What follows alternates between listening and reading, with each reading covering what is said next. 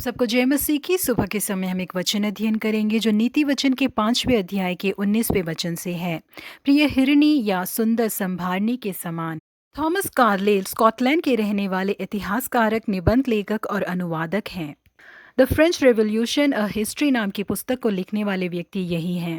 उनकी एक पत्नी थी जिनका नाम जेन था। जेन बहुत ही अमीर घराने से थी और बहुत ही तेज दिमाग वाली औरत थी। जेन ने अपने पति के खातिर बहुत सारे त्याग किए थे, लेकिन उनके पति ने कभी भी इन त्याग की सराहना ही नहीं की। इस वजह से जेन के दिल में हमेशा ही ये दुख रहता था।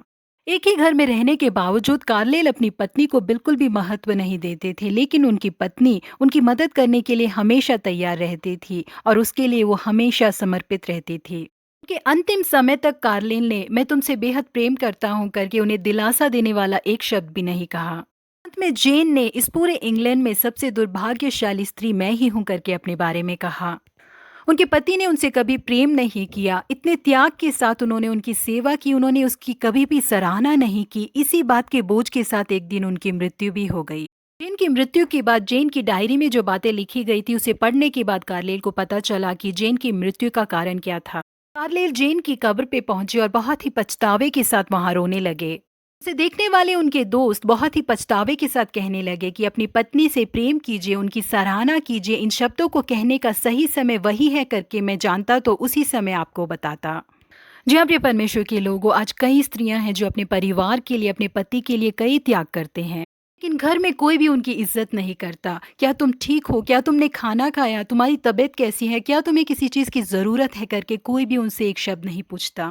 यदि किसी दिन बीमारी के कारण वो घर का काम नहीं कर पाती तो सारा दिन घर में ही रहकर क्या तुम ये भी नहीं कर सकती करके वजह को जाने बिना अपनी पत्नी को डांटने वाले कई पति हैं।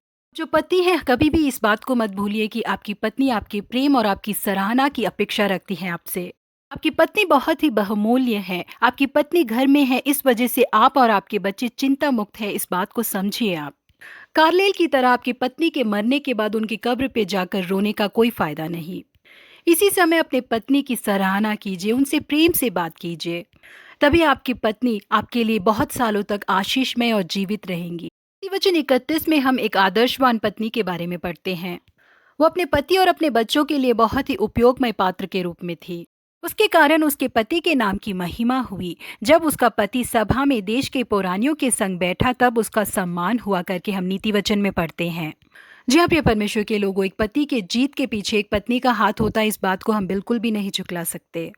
इसलिए अपने पत्नी से स्नेह कीजिए, उनकी सराहना कीजिए, उनसे प्रेम कीजिए, उनके मन की इच्छाएं भी पूरी हो। तभी आप भी देश में ऊंचा स्थान प्राप्त कर पाएंगे। प्रभु आप सबों को आशीषित करे। Have a blessed month ahead.